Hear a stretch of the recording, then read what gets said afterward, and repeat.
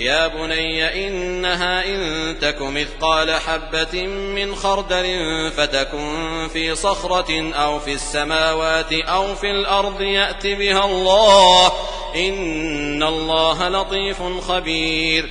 يا بني أقم الصلاة وأمر بالمعروف وانه عن المنكر واصبر على ما أصابك إن ذلك من عزم الأمور. ولا تصعر خدك للناس ولا تمش في الأرض مرحا إن الله لا يحب كل مختال فخور.